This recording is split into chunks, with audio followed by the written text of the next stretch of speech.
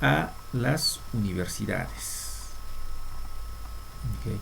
Y es así que empieza a desarrollarse, bueno, se entregan estos terrenos, pero también con la misión de formar profesionales en agricultura y en ingeniería, lo que era rarísimo en ese tiempo, ¿no? ¿Cómo así? Porque en las universidades lo que se estudiaba era el derecho, la filosofía, la teología, en Estados Unidos, principalmente esas tres áreas, ¿no? La teología, el derecho, filosofía y también se estudiaban las artes liberales, ¿no? La gramática, la dialéctica, todo eso heredado del modelo británico, pero resultaba muy raro que en las universidades se estudie agricultura y la ingeniería, ¿no? Entonces, vulgarmente lo llamaban de Cow College. ¿Y qué era un Cow College? Una universidad, un centro universitario para vacas, ¿cierto? En sus inicios eso resultaba extraño. Y al mismo tiempo, y esto incluso es cosa del siglo pasado, las facultades de medicina comenzaron a adoptar el modelo alemán, el modelo científico. Entonces, esas son las características del modelo universitario norteamericano. Pero el Cow College ha tenido grandes resultados en el progreso de la economía norteamericana. Resulta que ellos comenzaron a desarrollar maquinaria pesada para el agro, empezaron a automatizar los procesos industriales de la agricultura. O sea, hoy en día en las zonas altas nosotros aún vemos el arado que es arrastrado por dos bueyes, dos toros. Vemos todavía formas muy artesanales de sembrío aquí en nuestro país. Eh, y si nos ponemos a ver cómo lo hacen eso en países más avanzados, es a través de la utilización de máquinas. Incluso hay máquinas robóticas hoy en día en la agricultura, ¿no? Hay robots que se encargan de sembrar, de cosechar, de monitorear todo lo que sería el agro. Y eso se ha ido desarrollando justamente desde este periodo, ¿no? Desde el periodo de la primera revolución industrial a través de la formación de ingenieros, es decir, donde los formaban en las academias militares aún y también en la industria e institutos. ¿Okay? Y finalmente, cuando sucedió la Primera Guerra Mundial, la Segunda Guerra Mundial, ¿de dónde sacaron mano de obra para construir todas estas máquinas? No han sido de las universidades con modelo anglosajón de formación del hombre, sino han sido principalmente de centros de formación de profesionales orientados al desarrollo de la tecnología. ¿Okay? Y hoy en día, ¿no? En el último siglo, el siglo pasado, desde la segunda mitad del siglo pasado hasta nuestros días, la enseñanza y la práctica de la ingeniería se dan principalmente en academias militares, en la industria, en institutos y ahora en universidades, ¿no? Es ahí donde se imparte la formación en ingeniería. Entonces, ha habido también bastantes cambios en lo que es la formación de la ingeniería, la formación de ingenieros en las universidades. Los primeros ingenieros que se han ido formando en los años 50 han tenido dificultades para desarrollar proyectos de ingeniería, porque todavía se estaba aprendiendo dentro de la universidad cómo desarrollar ingeniería. Tenían una fuerte formación en lo que era las artes liberales, que principalmente en gramática, matemática, en geometría, en aritmética, pero sus debilidades eran la formulación de proyectos. Claro, porque la universidad tenía esa característica, ¿no? de una formación puramente humanística. ¿Okay? Y han tenido dificultades. Lo que se ha propuesto en estos años como solución a este problema, es decir, de tener muchos ingenieros puramente teóricos, ha sido que se desarrolló la metodología Project Based Learning, es decir, el aprendizaje basado en desarrollo de proyectos, como un método de enseñanza de la ingeniería. y es así que ya en los años 60, 50, 60 empiezan a formarse los primeros ingenieros que sabían desarrollar de manera sistematizada y metódica diversos proyectos de ingeniería. Y es así que, por ejemplo, se ha desarrollado en 10 años el proyecto Apolo, ¿no? Que ha permitido, por ejemplo, llegar al hombre a la luna, que es una de las grandes hazañas de ingeniería que se ha desarrollado el siglo pasado. Después de eso, en cuanto a cómo comenzar a construir proyectos a grande escala, se necesitan sistemas de administración y gerenciamiento. Para eso vienen otros métodos y guías de planeamiento, que es el PMBOK, el Scrum, y son metodologías de desarrollo de ejecución, más que de desarrollo, de ejecución de ingeniería.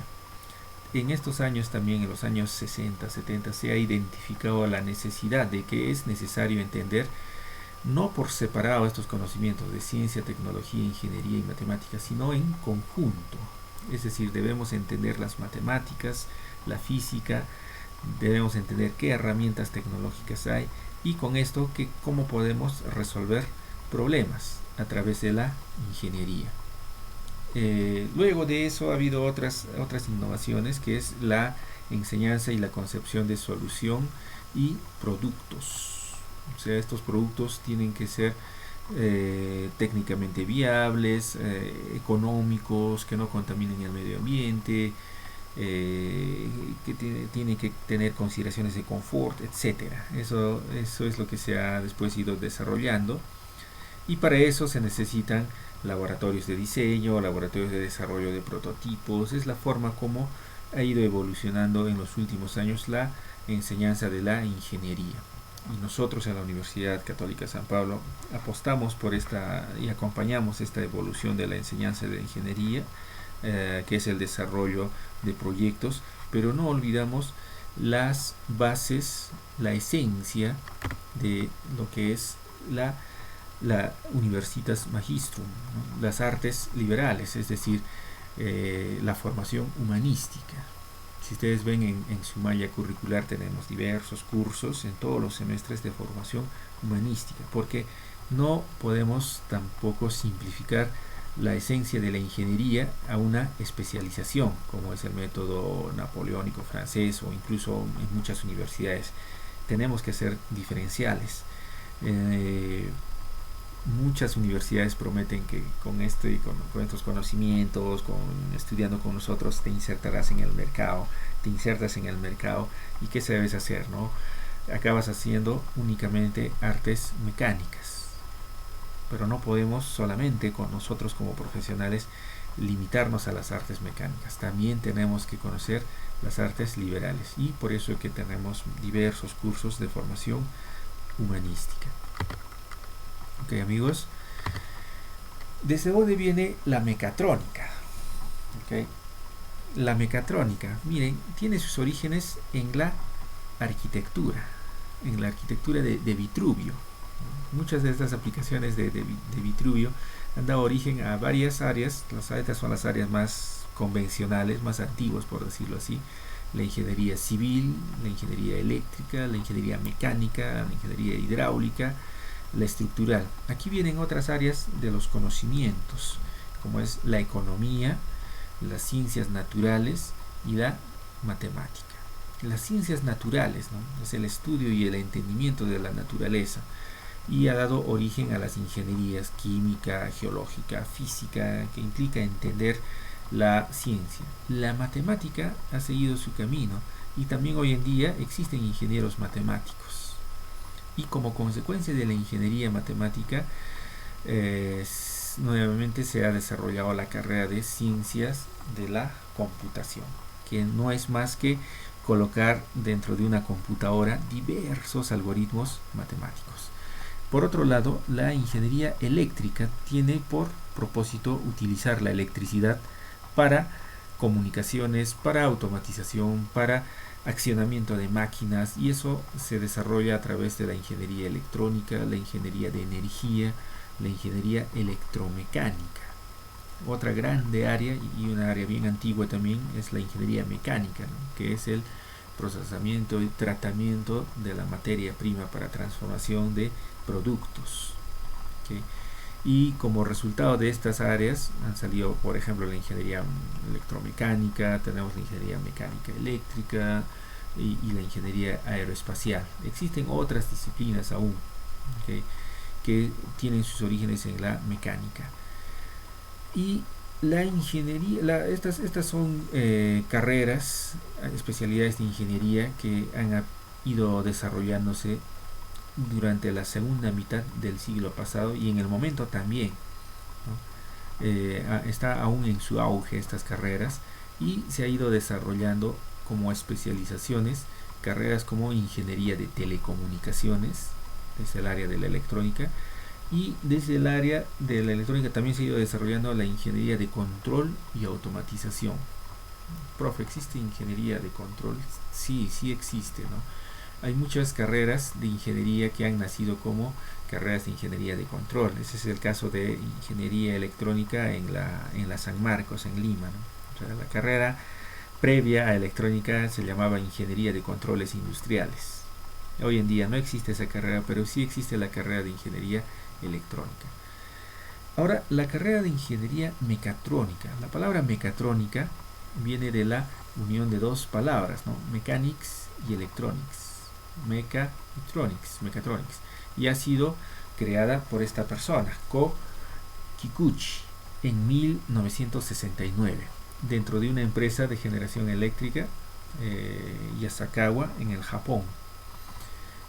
Bajo el entendimiento de esta persona, de este ingeniero, la mecatrónica era la unión no solamente de sistemas mecánicos y eléctricos, sino también sistemas computacionales. Entonces en esta figura podemos ver, ¿no?, la sinergia entre las tres áreas de la mecánica, la computación y la electrónica para desarrollar sistemas mecatrónicos. Cuando estamos tratando únicamente entre computación y mecánica, lo que se puede desarrollar es el modelamiento, pero si hablamos de ingeniería eléctrica y mecánica, podemos trabajar con sensores, con actuadores. Y si hablamos de computación y ingeniería eléctrica, hablamos de tecnología de procesos y control. Entonces la carrera de ingeniería mecatrónica empieza a formarse y desarrollarse en los años 70, en los años 80, 90 y hoy en día, ¿no? Por supuesto que ha evolucionado bastante, ¿no? En los años 70, 90 se hablaba muchísimo de lo que es la automatización como el punto máximo de los conocimientos que se desarrollaban en mecatrónica, y a inicios de este siglo, ¿no?, a partir del año 2000 se ha dado un fuerte énfasis en la fabricación digital y la automatización, así como la inteligencia dentro de la automatización. Esas son las grandes áreas que hoy en día se está desarrollando en la ingeniería mecatrónica, que tiene sus bases en tres grandes ingenierías: la ingeniería mecánica, la ingeniería eléctrica y electrónica, y la ciencia de la computación. Eso es en cuanto a los orígenes de la carrera de la ingeniería mecatrónica, que incluso tiene sus orígenes en la arquitectura, ¿no? Pero no en la arquitectura que hoy en día conocemos, ¿no?, que es el diseño estructural, el diseño paisajístico, urbanístico de las ciudades, sino que arquitectura bajo la visión de Vitruvio, ¿no? Y esto viene desde la época romana. Las revoluciones industriales. Entonces, dentro de estas revoluciones industriales, sin duda alguna, el ingeniero ha jugado un papel importantísimo. La industria 1.0 se inicia alrededor del año 1760 con la construcción de las máquinas de vapor, la mecanización en la industria del telar. ¿Qué es lo que se tiene, no? Eran máquinas de estas dimensiones, ¿okay?, que básicamente tenían por objetivo transformar la energía térmica, ¿okay?, en energía mecánica. Se hacían hervir grandes cantidades de agua, se generaban presión de vapor, y esta presión de vapor, a través de algunos mecanismos y válvulas, comenzaba a hacer excitar este tipo de ruedas, ¿okay?, que se le llamaban los volantes. Estos volantes transmitían energía a través de poleas.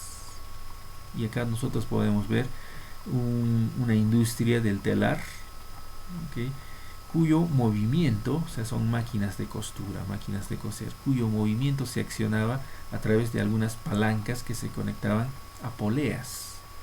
Y en las industrias, en los hangares industriales, se encontraban en los techos o en el suelo diversas poleas que literalmente andaban girando.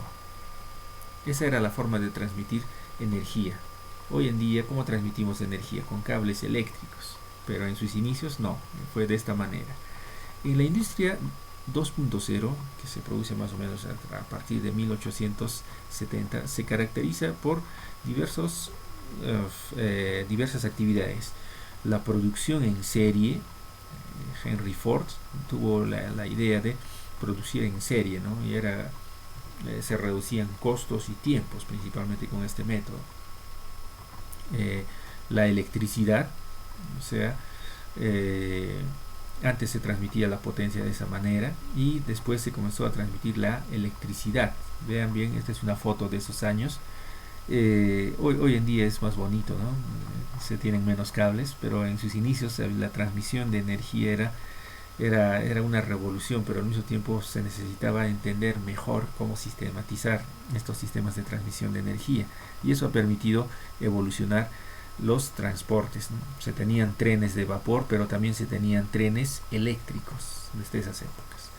La industria 3.0, que más o menos comienza a dar sus orígenes, su auge y su desarrollo consolidado en 1960, que tiene sus bases en el descubrimiento, en el desarrollo del transistor en 1944, casi a fines de la Segunda Guerra Mundial, lo que ha permitido desarrollar computadoras electrónicas. Y estas computadoras electrónicas al mismo tiempo han permitido hacer que la mecanización y la producción en serie ahora sea automatizada con la participación de los robots. Entonces, estas son las primeras computadoras para automatización. Son mucho más pequeñas. Hoy en día son mucho menores aún, ¿no? Pero se tiene la producción en serie, que es una concepción de Ford, ¿okay? Mecanizado, pero automatizada, con la participación de diversos robots para la fabricación. ¿Qué es lo que hacen estos robots? Manipulan estos vehículos, hacen que los desplacen de un lugar a otro, y también se tienen procesos de unión a través de procesos de soldadura, sea por arcos, sea por contacto. Hay diversos procesos de soldadura que se utilizan, pero esto era propio de grandes industrias y con poca participación de los usuarios. Y es así que desde 2012 se habla de la industria 4.0, es decir, la utilización de la inteligencia artificial, el Internet de las cosas y la fabricación digital dentro de la industria. Hoy en día se habla mucho de navegación automática, ¿no? O sea, los vehículos inteligentes. Esa es una aplicación de la inteligencia artificial, ¿no? Uno podría trabajar dirigir, manejar un carro bajo dos modos, ¿no? El modo manual, donde tú vas a manejar el carro, y en modo automático, donde el carro dentro de una pista identifica diversos elementos y en función de a dónde uno quiere llegar, él empieza a navegar dentro de esta autopista, ¿no? La inteligencia artificial también se utiliza en el control de procesos, automatizando y tomando las decisiones más acertadas. Muchas veces se necesita la intercomunicación de diversos elementos, y eso se hace a través del Internet de las cosas. Hoy en día todos estos robots con toda seguridad están interconectados hacia otro sistema más complejo a través del Internet de las cosas. Y por último, la fabricación digital. Es decir, si yo como usuario quiero un carro con determinados colores, determinado formato, aún en la actualidad eso no es posible para vehículos, pero sí ya existen mayores recursos para, por ejemplo, tú poder configurar tu carro, ¿no? Ya estamos soñando un poco. Vamos a suponer que tenemos una página web donde tú entras, escoges los colores, el tipo de carro, los moldes, los diseños, diseñas tu carro y lo encargas, y la fábrica sin hacerse mucho problema. Debería estar en la capacidad de poder fabricar el vehículo del formato como tú lo has solicitado. Por mientras, lo que se tiene es la telemanufactura, es decir, tú diseñas algo en la computadora, lo envías a algunas empresas y las empresas simplemente comienzan a producir, ¿no? De acuerdo a cómo tú has desarrollado tu producto. E incluso esto va más allá de la producción, incluye la logística del transporte, el cobro, está completamente automatizado. Tú envías un archivo a algunas empresas, las empresas reciben esto, no, prácticamente son pocas las personas que están aquí porque es un sistema automatizado que recibe estas informaciones, las envía a sus máquinas, el procesamiento, la fabricación es concluida aquí, pero el transporte y el envío del producto realizado también es completamente automatizado. Incluso Amazon no está trabajando con drones para la entrega de productos. Entonces se está teniendo una concepción mucho más amplia de la automatización, la inteligencia artificial, el Internet de las cosas y la fabricación digital, eso dentro de la industria 4.0. Hemos hablado un poco de fabricación digital y qué entendemos por fabricación digital. Fabricación digital es un método de fabricación con la diferencia que utiliza herramientas tecnológicas de hardware y software, porque los métodos de fabricación ya tienen sus orígenes en la técnica, ¿no? Hace muchísimos años, que era construir a través de la herrería, orfebrería, la costura, etcétera, fabricar productos. Pero hoy en día se fabrica esto con la utilización de herramientas de hardware y software, ¿no? Con herramientas altamente tecnológicas. ¿Cuáles son sus principales características? La alta productividad. Claro, tú haces un diseño en la computadora y eso se almacena en una memoria y tú puedes producir desde 1 hasta 10 hasta miles y miles, ¿no? Y los puedes reproducir de manera semejante. Tiene ciclos de fabricación mucho más rápidos. Entonces, en la fabricación convencional se tenía que llevar dimensiones, una persona tenía que trabajar aquello y demoraba mucho más. Hoy en día es solo enviar a una empresa digitalmente lo que tú quieres construir y la empresa lo va a poder reproducir. Además, ni siquiera es la empresa, son sistemas robóticos, máquinas inteligentes las que van a construir esto, ¿no? Menos desperdicio de materiales, costos reducidos y una constante interacción en el diseño. O sea, tú puedes enviar, puedes monitorear cómo se está produciendo lo que tú necesitas y puedes hacer cambios en el momento. Esto consta de 3 grandes fases: la fase de conceptualización, modelo y prototipado, evaluación de la funcionalidad y producción de baja escala. La fabricación digital va más allá de construir prototipos, más allá de construir una sola pieza. Implica un modelo de negocio, es decir, voy a fabricar cosas que tengo por objetivo venderlas. Entonces, ¿cómo comienzo a producir objetos para venderlo? Necesito conceptualizarlo a través de un modelo, necesito construir un primer prototipo y tengo que evaluar su funcionalidad. ¿Qué evalúo aquí? Desde cómo el mercado acepta mi producto hasta las técnicas de fabricación. Ahí es donde yo debo reducir los costos, ¿no? y pensar que no solo voy a hacer un prototipo, sino voy a reproducir esto a los millares. Entonces, para eso yo tengo que tener métodos de fabricación que sean económicos y rápidos.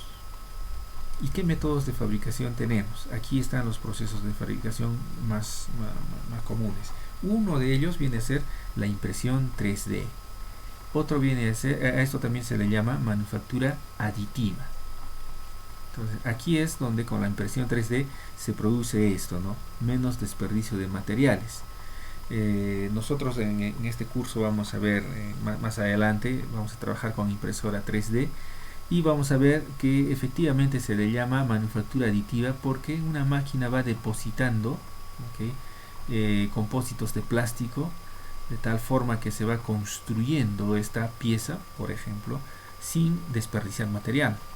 Bajo la manufactura convencional, lo que sucede es un proceso sustractivo.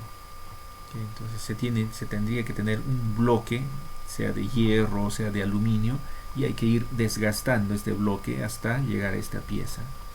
Lo que se produce es desperdicio de materiales. No obstante ello, aún se utiliza ese método, ¿no? Que es la manufactura subtractiva, con la diferencia de que aquí, por ejemplo, se utiliza el CNC. ¿Qué quiere decir CNC? Control numérico computarizado. Es decir, se construye este tipo de piezas, ¿no? Engranajes, diversos dispositivos, pero con la ayuda de máquinas de desgaste. Tenemos las fresadoras y los tornos computarizados. Tú desarrollas un modelo en computación 3D, lo envías a esta máquina y ella también te la va a construir. Junto con esto, con este proceso, otro método de fabricación dentro de la manufactura subtractiva es el corte láser, que nosotros también lo vamos a desarrollar en este curso, en este semestre. El tercer método, el tercer proceso de fabricación viene a ser la inyección de moldes, y hay de varios tipos, ¿no? Con moldes de silicona, con moldes de acero, y con métodos de inyección, con métodos de solidificación, y esto sirve para producir a grande escala. ¿Okay? Se construye un molde, por ejemplo, un método bien simple que vamos a desarrollar este semestre es construir moldes de silicona y preparar algunos compósitos en estado líquido, el cual se coloca en estos moldes, se produce la solidificación y finalmente obtenemos estas piecitas. Entonces acaba siendo esto mucho más interesante para producción en baja escala, incluso en alta escala, porque demanda menos tiempo, menos desperdicio de material, y principalmente también un poco más de robustez, porque acá tú puedes elegir la densidad, las características mecánicas de lo que tú vayas a construir.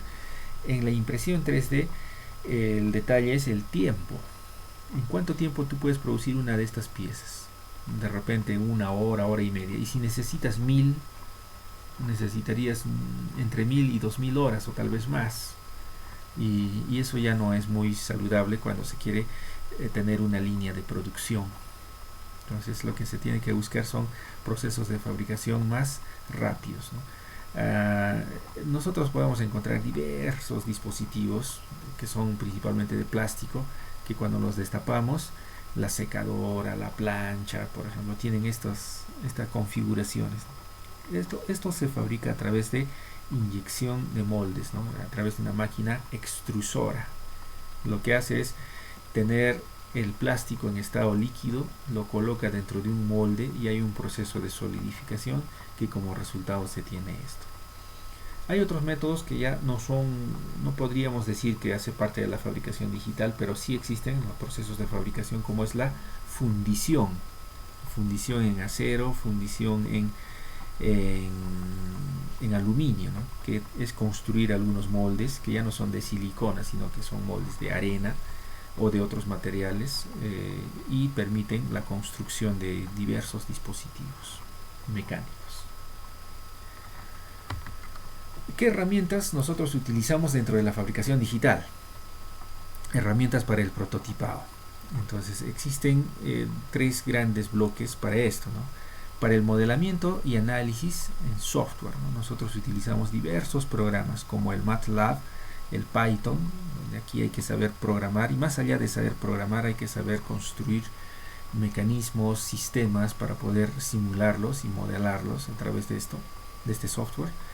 Después tenemos el software de diseño en 3 dimensiones, que es el AutoCAD, el SolidWorks, el Rhinoceros. Nosotros vamos a trabajar con el AutoCAD y con el Rhinoceros en este semestre. Entonces acá yo les recomendaría a quien tiene posibilidades de ir estudiando el AutoCAD o el Rhinoceros, pues adelante, sería muy bueno, porque porque es una herramienta que lo tenemos que aprender a desarrollar desde ya. Mucho de lo que viene a ser la impresión 3D, el corte láser, tiene como requisito tener conocimientos en AutoCAD o en Rhinoceros, que son ya lenguajes avanzados para hacer prototipos de ingeniería. Y esto lo tenemos que aprender aún en el primer año. En el próximo semestre justamente tenemos el curso de diseño asistido por computadora, que consiste en consolidar conocimientos en estos programas, pero es muy importante que ustedes desde ya comiencen a ir aprendiendo estos lenguajes de diseño, y también por supuesto el MATLAB, el Python. Programar es esencial, saber programar en mecatrónica. No se descuiden, por favor, en el aprendizaje de la programación. Es lo que tienen que saber hoy en día. Después de eso viene como herramienta de fabricación y prototipado los dispositivos electrónicos de prototipado, también conocidos como COTS, Commercial Off the Shelf. La mayoría ya debe haber visto, oído la palabra Arduino. Arduino es apenas una plataforma de prototipaje industrial. Esto no es el fin, el último desarrollo de la ingeniería. Es solo una herramienta para tú prototipar, probar conceptos de ingeniería. Aquí, por ejemplo, tenemos otra plataforma que es Raspberry, y vamos a encontrar plataformas de Texas, plataformas de otros fabricantes de sistemas electrónicos. Incluso tú puedes también trabajar con otras herramientas más básicas, como son los protoboards. ¿Okay? Y por último vienen las herramientas de fabricación digital, ¿no? Impresión 3D, corte láser, CNC. Esto, por ejemplo, es una máquina CNC que nosotros tenemos, que es para fabricar este tipo de tarjetas electrónicas. Prototipo. ¿Qué es un prototipo? Prototipo viene del latín proto y tipus. ¿Qué quiere decir? Construir un modelo a partir de un original. Okay. Entonces, acá en esta figura nosotros tenemos un modelo final, y lo que se ha hecho es este modelo final ha resultado de la construcción de diversos dispositivos. O sea, estos son como podríamos decir, los mecanismos y subsistemas que permiten finalmente llegar a este prototipo final. Se hace el prototipado ¿para qué? Para poder evaluar el desempeño técnico del producto final. Necesitamos evaluar desde los costos hasta su rendimiento óptimo. Acá van a aparecer conceptos de esfuerzos en estructuras, dinámica, resistencia de materiales. O sea, puede estar estéticamente hablando bonito, pero de repente no es adecuado en cuanto a su diseño y desempeño mecánico. Entonces, justamente para este tipo de evaluaciones es que se desarrollan los prototipos. El prototipado hace parte del proceso de proyecto de ingeniería. ¿Qué es el proceso de proyecto de ingeniería? Es el método que los ingenieros utilizan para generar soluciones. ¿Y en qué consiste este método? Entonces, esto lo vamos a desarrollar con bastantes detalles en otra clase, pero les adelanto, ¿no? La metodología del proceso de proyecto de ingeniería. Esto tiene su origen en lo que se llama la ingeniería concurrente, y esta es una secuencia de pasos que es un tanto diferente de la metodología científica. El método científico tiene por objetivo desarrollar ciencia, que es conocer la naturaleza. Y el proceso de proyecto de ingeniería tiene por objetivo generar soluciones. ¿Y cómo generamos soluciones? Lo primero que se tiene que hacer es definir el problema que queremos resolver. y hay que analizar soluciones a problemas semejantes. En ingeniería jamás hay que, o hay que en lo más posible evitar redescubrir la rueda. Lo que tenemos que hacer es analizar situaciones anteriores, cómo se han resuelto problemas anteriores. Después de eso tenemos que especificar los requisitos para la solución. O sea, quiero resolver un problema. Sí, ¿a qué le vas a llamar solución? ¿A qué le llamamos solución? ¿Okay? Luego de eso viene el trabajo en equipo. Proponer soluciones que nos lleven a alcanzar estos requisitos para resolver el problema considerando soluciones anteriores. A eso también se le llama lluvia de ideas, tormenta de ideas o brainstorm. Después de que se proponen diversas soluciones, hay un paso importantísimo que es elegir la mejor solución. Y aquí se utiliza muchas veces la frase KISS. No está escrita aquí, pero quiere decir Keep It Simple, Stupid. No es la banda de heavy metal Kiss. Tampoco quiere decir que van a intercambiar besos en esta etapa del proyecto. Lo que quiere decir es que hay que elegir la solución más óptima, y normalmente la solución más óptima en ingeniería es la solución más simple desde el punto de vista técnico, porque eso va a implicar menores costos de fabricación y mayor facilidad para el mantenimiento, y eso también va a significar mayor duración. Después de eso finalmente viene la parte del design, del diseño, ¿no? del diseñar la mejor solución. Y diseñar la mejor solución no es solamente construir, no es solamente de frente irnos a la impresión 3D, que bacán, hago algunas interconexiones y ya, sino que muy por el contrario, viene desde aquí.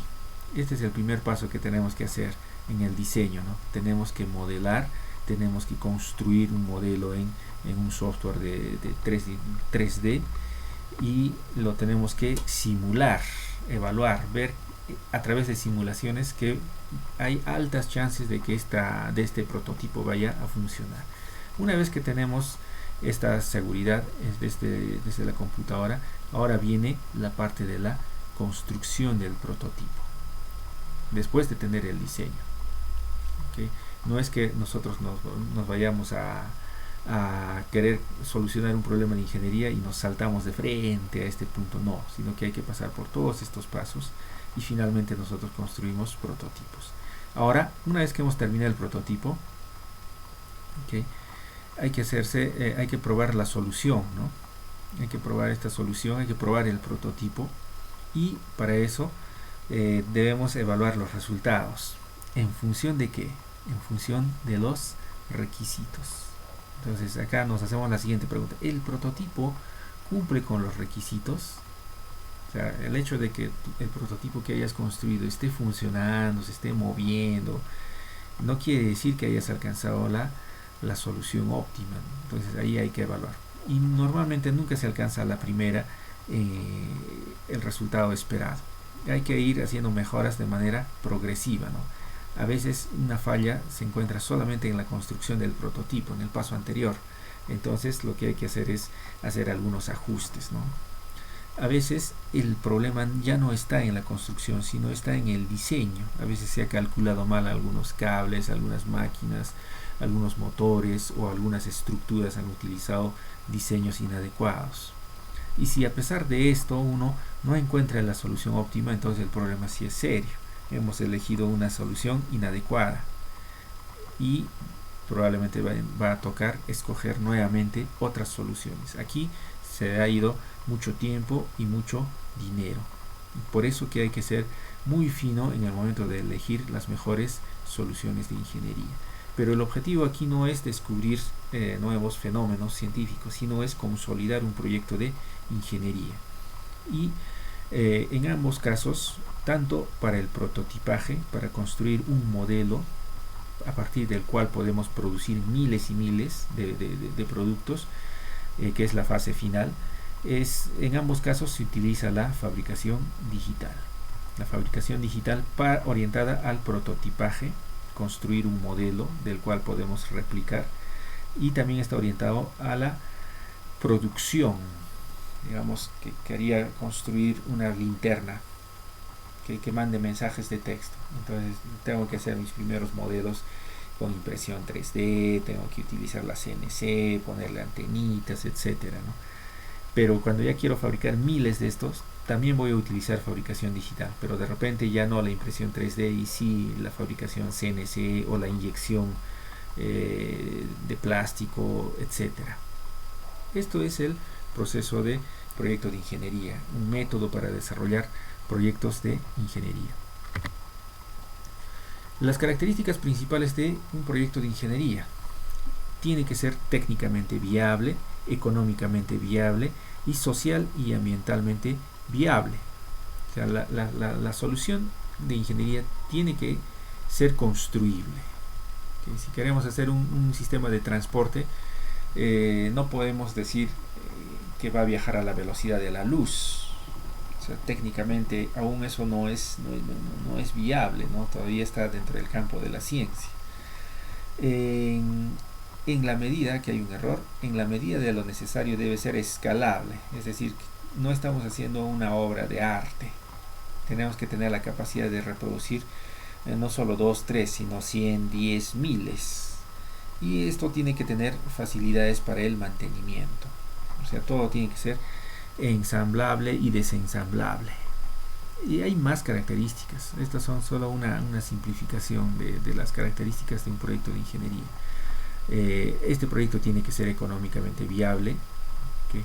Costos y tiempos de producción óptimos, insumos y componentes no deben ser de difícil obtención, y debe existir un potencial mercado para los productos. Socialmente no debe atentar a ningún sector, ni tampoco debe atentar al medio ambiente, y debe ser una solución ergonómica, una solución estética. Okay. Y aquí aparece otra palabra, ¿no? El design, pero ya no el design desde la perspectiva romana, desde la perspectiva original, sino el design como concepto de estética. Todos los productos, soluciones de ingeniería, nosotros debemos considerarlo, debemos desarrollarlo considerando el design. El design refleja el espíritu de los proyectistas, el concepto del proyectista, ¿no? El design también está orientado a 3 grandes funciones: la función práctica, la función estética y simbólica. Esto en sus principios, pero en ingeniería se considera la función práctica y estética. O sea, no somos solamente artistas en ingeniería, sino que hay que considerar el arte a través de la estética y también la práctica. Tiene que funcionar, ¿no? Aquí tenemos algunos ejemplos de vehículos, ¿no? Si solo consideramos la función práctica, ¿qué es lo que vamos a tener, ¿no? Un troncomóvil. O sea, anda, bacán, pero no tiene una cuestión estética de acuerdo a los tiempos contemporáneos. Ahora, si nosotros nos enfocamos únicamente en la función estética, pues los carros serían solamente para pocas personas, ¿no? Porque los carros más bonitos son extremadamente caros, y lo que puede llevarnos incluso a esto, ¿no? A que económicamente no sea tan viable. Y si hablamos de función puramente simbólica, vamos a tener obras de arte bien bonitas, pero no tienen la función práctica, o sea, no andan. ¿Okay? Ahora, en ingeniería, como les dije, debemos considerar principalmente la función práctica y la función estética. Claro que puede haber una función simbólica, pero lo que tiene que cumplir esto es la función práctica y la función estética. Aquí, por ejemplo, tenemos algunos ejemplos, y el design adecuado puede ayudar a resolver problemas técnicos. Aquí aparecen conceptos de ergonomía, conceptos de aerodinámica, de hidrodinámica, optimización de consumo energético. O sea, un carro aerodinámico es mucho más eficiente, consume menos energía y al mismo tiempo es mucho más estético. Acá tenemos unos prototipos. Hay algunos alumnos, ¿no? Y esto les sucede a todos, nos puede suceder a todos. Digamos, construye con estos materiales básicos un vehículo, y hay gente que te trae eso, ¿no? una cajita, los platos descartables, cumple con la función práctica, sí, pero hay algo que está faltando, ¿no? Es la estética. Y utilizando los mismos materiales tú puedes tener un design conceptual más interesante. Lo mismo sucede en sistemas electrónicos, ¿no? Eso es común en los primeros semestres, pero a nosotros, ustedes, ¿no? que son la nueva generación de la mecatrónica, tienen que tener conceptos y la consideración del design. Lo que ustedes construyan como ingenieros tiene que funcionar, pero tiene que ser también bonito, tiene que ser estéticamente hablando bastante atractivo, ¿no? Entonces podemos ver acá ejemplos, ¿no? Puedo hacer un sistema electrónico bien estéticamente hablando atractivo, por supuesto, incluso utilizando material reciclado, ¿no? También queremos hacer algunos vehículos acuáticos, ¿no? Sí puedes utilizar material descartable, pero tienes que utilizar conceptos de estética y principalmente debemos apoyarnos en procesos de fabricación digital. Como se habrán dado cuenta, amigos, la ingeniería es un campo amplísimo, es una área que hay mucho por aprender, pero también hay mucho para aportar a la humanidad.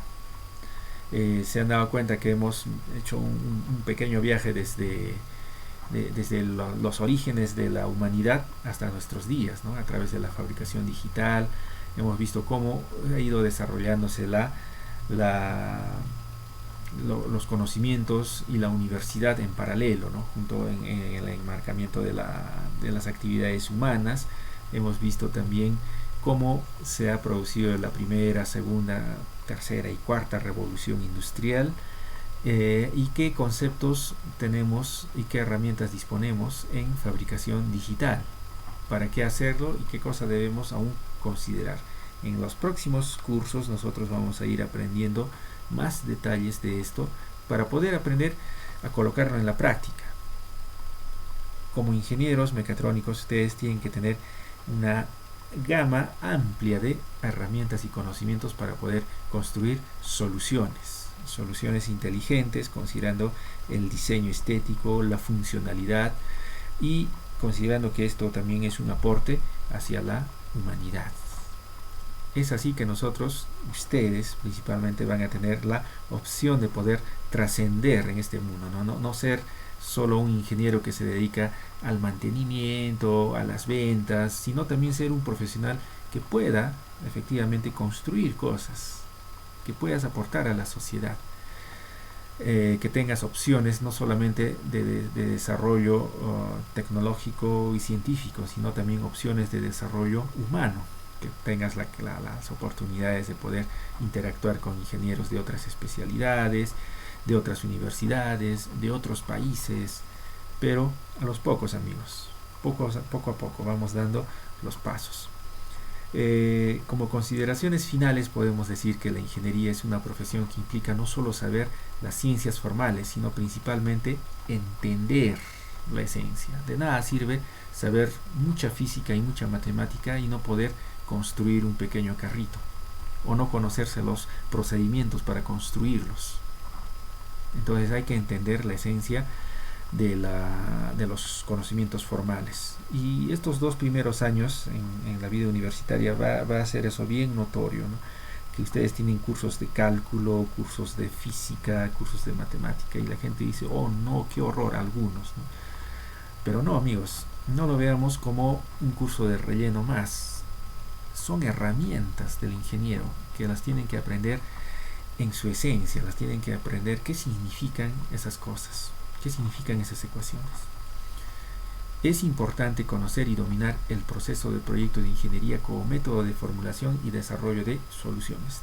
Tenemos que aprendernos este diagramita de bloques. Ese es el proceso de ingeniería, cómo nosotros vamos a construir cosas en ingeniería. Tenemos que dominarlo. Es una profesión que constantemente desafía nuestros conocimientos e invita a un estudio constante e investigación. Sí, muchas veces van a haber situaciones que debemos resolver, y ahí es donde nos vamos a tener que preguntar, ¿no? ¿Qué parte de los conocimientos formales debemos utilizar y cómo los vamos a utilizar? Finalmente puede en este caso aparecer cosas que no las saben, que no las han aprendido.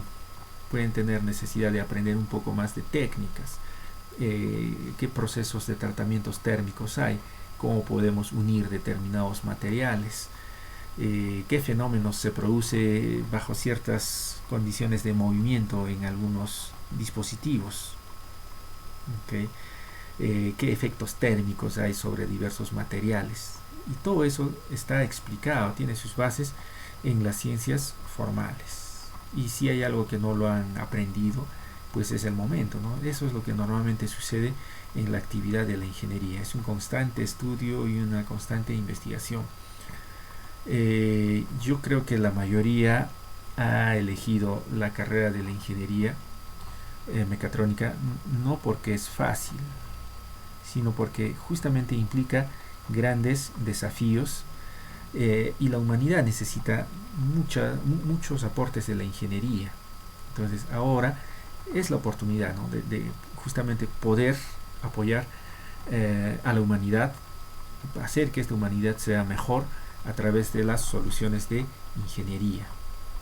Va a implicar mucho trabajo por parte de ustedes, pero créanme, es bastante satisfactorio consolidar un proyecto, ¿no? Que después de que hayas hecho 1, 2 intentos, 3 intentos, te hayas amanecido, incluso te hayas peleado con algunos de tus amigos por un determinado momento, pero cuando tú ves consolidar un proyecto, realmente es bastante satisfactorio. Y con toda seguridad ustedes van a tener esa oportunidad. Bueno, como consideración final, debo mencionar que es importante conocer el rol del ingeniero en la sociedad y sus contribuciones a la humanidad. Este ítem va a ser ampliamente cubierto justamente con los cursos de humanidades. Es importantísimo conocer cuestiones éticas en la ingeniería, porque desarrollar tecnología implica desarrollar nuevas economías, y a veces el profesional en tecnología crea una forma de poder del cual él no siempre tiene el control, lo tienen otras personas. Crear armas, por ejemplo, crear tecnología, ¿no? Crear tecnología es crear armas, solo que depende hacia dónde tú apuntas estas armas. Si estas armas las apuntas para acabar con la pobreza, para acabar con las enfermedades, pues es una arma genuina. Pero si las apuntas para destruir a otras sociedades, a otras personas, el medio ambiente, ya no es una arma genuina. Entonces ustedes como ingenieros tienen que tener esa capacidad de toma de decisiones y localización en el universo. ¿Qué es lo que ustedes quieren hacer como ingenieros? Porque con toda seguridad ustedes pueden desarrollar las mejores tecnologías. Bueno amigos, eso es el resumen de lo que hemos tratado en esta clase. Espero que les haya sido de gran interés y yo agradezco mucho su atención. Nos estaremos viendo. Cuídense muchísimo.